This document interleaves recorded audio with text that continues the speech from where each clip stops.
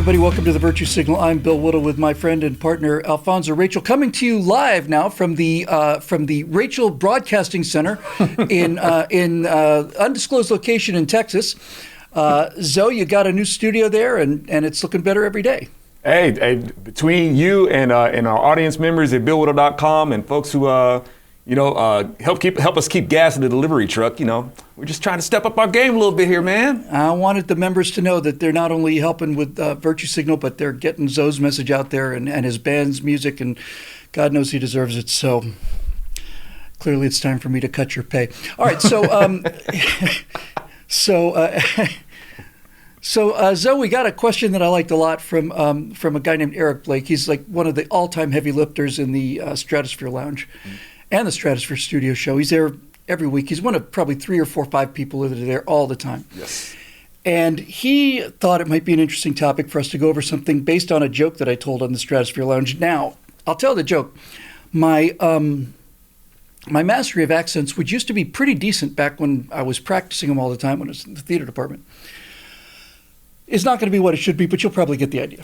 Okay, so here's the joke, and then we'll get to the point of the joke. So there's this little Irish man who lives in Manhattan, and his daughter is about to get married, and at great expense, he's arranged to have his daughter's wedding take place at St. Patrick's Cathedral in New York. And he's on his way to the wedding ceremony, and unfortunately he's late. And much worse than that, since he's late, he is in real trouble in terms of parking. So he gets to St. Patrick's Cathedral, goes around the front, sees crowds and crowds of people outside. He knows he's already late, and there's nowhere to park. He goes all the way around the block. He's getting so desperate. He says, "Oh, Lord, please, just if you'll find me a wee parking space, I'll give up all my chastener skirts. I'll never go look at another woman again. So help me God, Lord, please, just a parking space. That's all I want, just a simple parking space." So he goes around the front of the building. Now everybody's starting to go inside. The bride's around, looking around, trying to find where Dad is. She's about to cry. He's getting more and more hysterical. Goes around the block the second time, goes a little wider this time. Nothing. It's just completely locked up. "Oh, Lord, please, this means so much to me. If you give me a parking space, Lord, just a little one, just a parking space, then I'll not only give up chasing skirts, Lord, I'll stop my drinking." And no luck, man. So the third time around, the door is pretty much closed, and you can see the girl's about to burst into tears, and now he's really genuinely frantic. Lord, please, please, just a parking space, Lord. I'll give up me chasing the skirts. I'll give up me drinking. I'll give up me swearing, Lord. If you please just do me this one little favor, please." And as he comes around the corner for the 4th time, all of a sudden, as he's approaching St. Patrick's Cathedral, this enormous tour bus pulls out of the way. It had been an overcast day. This beam of sunlight shines down to the front of St. Patrick's Cathedral, and there, directly in front of the stairs, is not one parking space, but enough for 3 cars. And so the guy pulls into the parking space, and just as he does, he goes, "Oh, never mind, Lord, I found one." So the topic that Eric suggested is this sense of, it's almost like obviously it's ingratitude, and I think one of the things I'd like to talk about is that human quality of making all kinds of promises when you're in desperate trouble, and meaning them, by the way. And then as things start to ease off, you just kind of forget. When I was a little boy, my dad told me there were no atheists in foxholes. He got to Germany in the last week of the war. He never saw combat, although he was at the Nuremberg trials. And he had to explain that to me. And he basically said, "Listen, you may not be a religious person in regular life, but when the world is exploding around you, you will pray fervently and you'll believe in it." And that made sense to me. So I'm not interested in that so much as I'm interested in this idea that you strike a bargain with God, and then out of just laziness, ingratitude, whatever, you just simply don't keep your word. To me, it's one of the lowest faults in the human heart, this sense of ingratitude, and it applies to mundane things in the world as well. But let's start with the God thing. Do you get that same feeling that that's kind of, I don't know, reneging on a deal with somebody who's pretty much aware of what the deal conditions are going to be anyway? Oh, totally, man. The Lord You got this Irish dude. I'm not gonna take a stab at the Irish accent, even though always have to be Lucky Charms. I can do that. No, I can do it. Jesus, Mary, and Joseph. Jump at Jehoshaphat. All right, so the ingratitude is gonna come in. Yeah, it's when we have a culture that is made to believe that all you got to do is believe in yourself.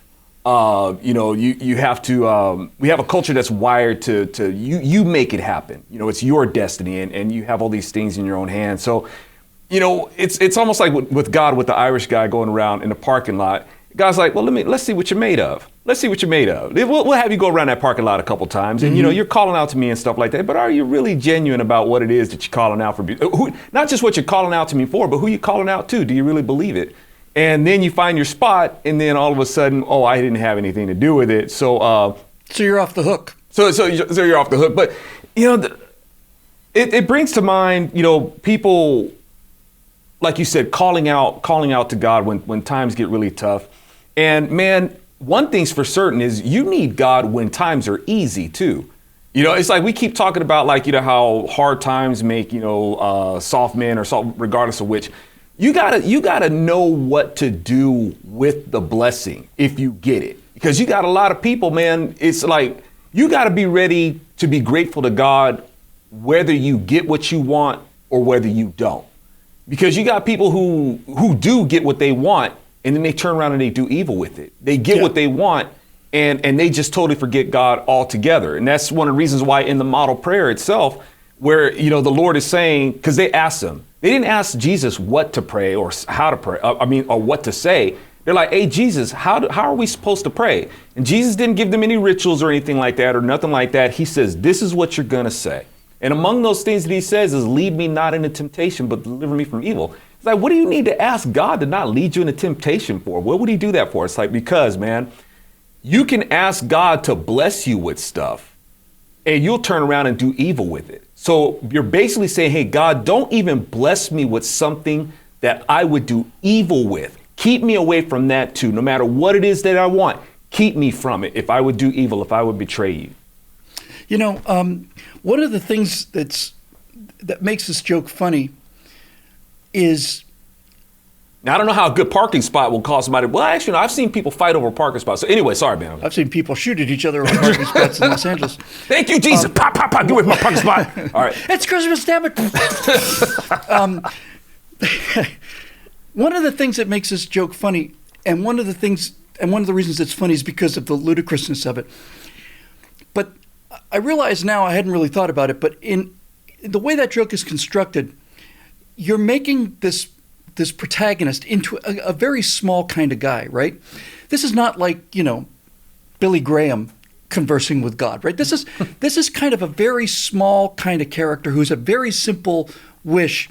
And the reason I think that's an important part of the joke and the phenomenon is because you've got this almost ridiculous little character who's horse trading with the creator of the universe. You know what I mean? He's horse trading. I'll give up chasing skirts, Lord. No parking space. Oh, you drive a hard bargain. It's you know what I mean? It's like, all right, I'll put this on the table. No, well, you're a tough man to deal with. And it's the whole idea that you can not only win an argument against God, but that you would have the audacity to try. Now, I don't want to offend anybody, but one thing I have noticed in some cases, I see it most often in extremely conservative Jews when they do things like, some of them are, I'm not talking about, this is just a little case.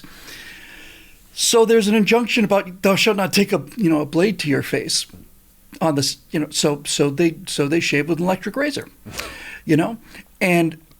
and there are other things like you should not operate machinery, so we won't push the button. We'll have a stick to push a button on the elevator. That kind of thing, right? And it's not just limited to Jews, obviously. But that kind of thing is almost like, I've been looking at what God said here, and I found a loophole. Mm-hmm. You know what I mean? Yep. I've out-lawyered him. That's exactly that's what I'm trying to get to, is that idea that you can somehow out-lawyer him. You know what I mean? Right. It's like, yeah, it was pretty good, God, but you didn't reckon on me because I have found a legal way through this little prohibition that you put there. You specifically didn't say that, so therefore, Your Honor, I rest my case. And there's something so narcissistic and silly about it. It's actually comical. Man, if people are going to pray to God as a person or an entity that can grant them, I guess, their wish, like he's some big genie or something like that. Or an ATM. Yeah, something like it. But, the thing is, you don't make deals. You just obey him in the first place. That's the point I'm trying to get to. He's all powerful and he has the power to do this. It's like, look, just obey him in the first place, man, and do it out of love, not out of legalism. Yeah. And it's one thing that the Lord hated is legalism. You're not supposed to be cheating, swearing, or drinking in the first place, Yes. You don't get a cookie for not doing something you're not supposed to do. Right. And that's the thing about it. Because, if we look at this legalistically, everybody's going to try to find a loophole with legalism, right? And it's a great point, even that you point out about. It's like, yeah, man, but I'm shaving with an electric razor, though. These are clippers, man. That's something totally different. That's not a blade. It's a.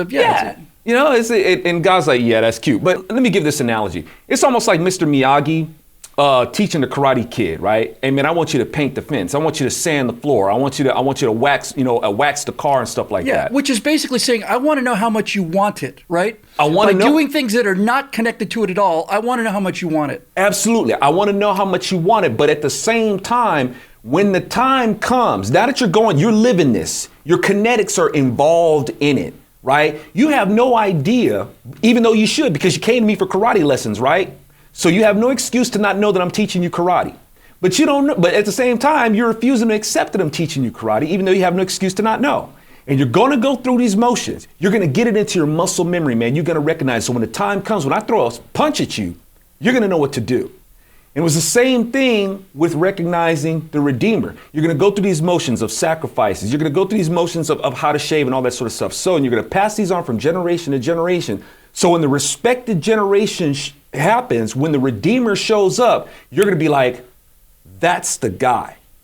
That, who he is, what's happening to him, and what he's doing all squares up with every piece of metadata that is baked into every word that we were supposed to recognize. That's how that's supposed to work. So let me ask you this. Let's say you really did need a parking space. Like, let's say, no, really, I mean, let's say you're the guy, right? What would be an appropriate way to go around that? For me, when I think about it, if I wasn't going to just try and, insult God or horse trade with him or find a loophole, I think if I was that desperate for a parking space, my response would be something like, Lord, I have been so awful. I have sinned so much, or so many things I should do, so many things I said I would do and I didn't do. I don't deserve any help at all, and I know it, right? I will make a serious effort to try and mend my ways, but I can't guarantee that. I'll just tell you that I try. But if you could help me with this kind of thing, what I'm going for here is at least a sense of humility and honesty, right? Mm-hmm. Humility and honesty instead of this kind of, like I said, just this kind of horse trading thing. And a lot of people are not willing to take that knee. And that's really the issue, isn't it? Because the horse trading is not taking a knee.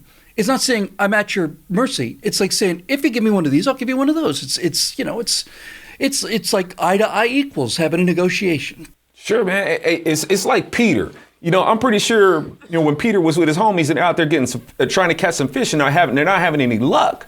They're probably like thinking, man, oh God, man, which they probably didn't. But it's just, let's say, oh God, man, I wish if you just hooked me up with some fish and all that sort of stuff. Scripture doesn't say that they did that. But what Scripture does say is that basically what you're talking about, when the Lord said, hey man, cast that net, do it over on this side. And they did it. And that fish came, and those nets came up with so much fish.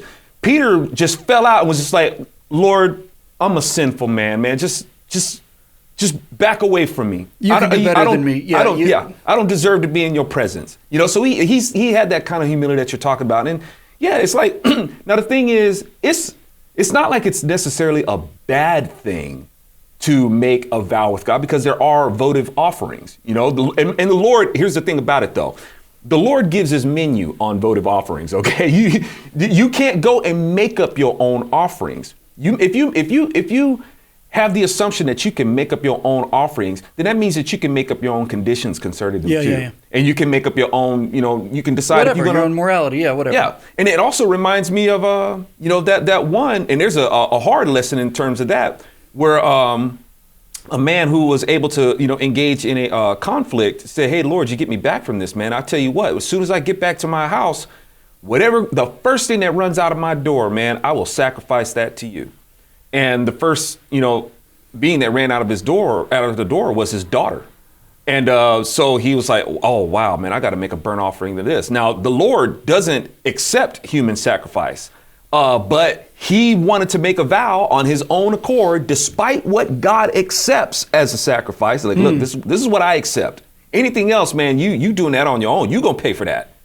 But, all that to say, Bill, it's not so much about making a vow with God. What the Lord wants is obedience, not sacrifice. If you're going to sacrifice anything, sacrifice being a knucklehead and just do what he says. Well, just to wrap this idea up, to get it away from, from divine ingratitude, let's bring this down to the real world, because the thing I'm really looking at it here is real world, though. These things have real world. I'm sorry. I mean tangible operations between people, right? Good point, however. So it's that ingratitude, and it's that sense of backing out of a deal once you got the help you needed, It's like you will do anything, and you make an agreement, and then after you are out of the trouble that you're in, you start to just either instantly walk away from the agreement, or you just kind of ghost your way out of it, That's the issue I'm trying to get to today. And I think you can see that in operation when it comes to people loaning other people money, especially when they're friends or family. I don't need to go into too many details about this, but many years ago, 10, 11, 12 years ago, something like that, I got myself into real financial trouble. And my friend's father, who had been a geology professor at the University of Miami, trying to feed family of 4 on $22,000 a year, family of 6 rather, I'd known them when they were really poor, and then he went out and started his own business, became wildly successful, and then ended up with several $1 million. And many years after he got successful, I'd known him for 40, 50 years. I basically went to him and asked him for some help.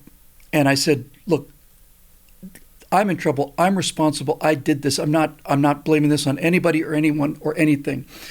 If you were able to help me, I would really appreciate it. If you're not, I completely understand. And so he said, yeah, he would. And so I started repaying this money, and it was a significant amount of money, and the repayment conditions were something like $2,000 a month, which was just barely what I thought I could make. And so I did. I paid him back $2,000 a month, and then when things got tight, I would say to him, Jerry, I just can't do 2,000 now. Can I do 1,000? And just extend this out a little bit? I got to send you something. He said, yeah, no problem. Okay.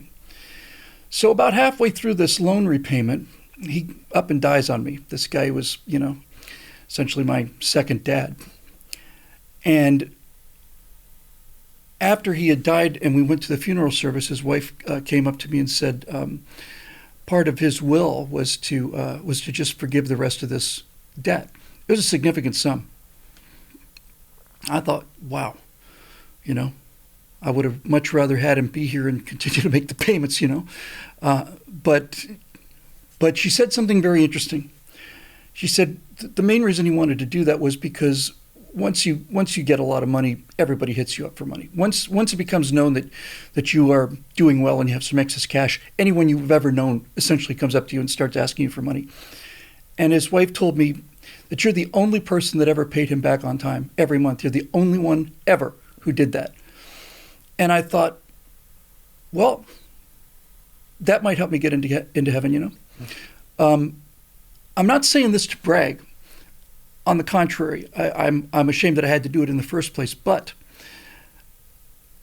it's not even so much that when somebody does you a favor, especially a large favor, it's not even so much that they need the repayment, so much as they would appreciate the respect and the honesty of the person who you have made this gift to. And that was really clear to me from the beginning, but so many people, and just in his case alone, probably 15, 20 people, I need your help. And here I am, just another voice in the chorus, right? So he helps them. And then they make a payment or two or three. I've seen this hundreds of times in my life, hundreds, especially with family members. They make 2 or 3 payments, then, I'm going to be a little late this week. And then it just kind of goes away. And that's just, it's dishonorable. And it's immoral. It's not dishonorable or immoral if you find yourself absolutely physically unable to repay the debt, but it is immoral and dishonorable to simply walk away from the obligation, not have the courage to just continue to deal with this problem. And that to me is something that I think something that people should openly discuss. That if you're going to ask for a large favor, you had better be prepared to live up to whatever you offer in return, and take that very seriously. Indeed, or whether you asked for it or whether you didn't know that you needed or denied that you needed, but you really needed it and you got it anyway.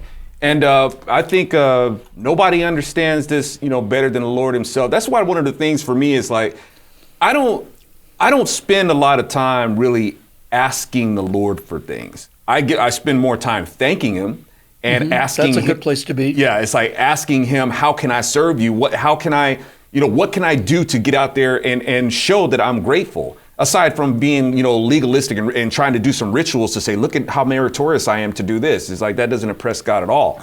But the thing that I understand is that the Lord taking what he took, taking one for the team like nobody else, right? Yeah.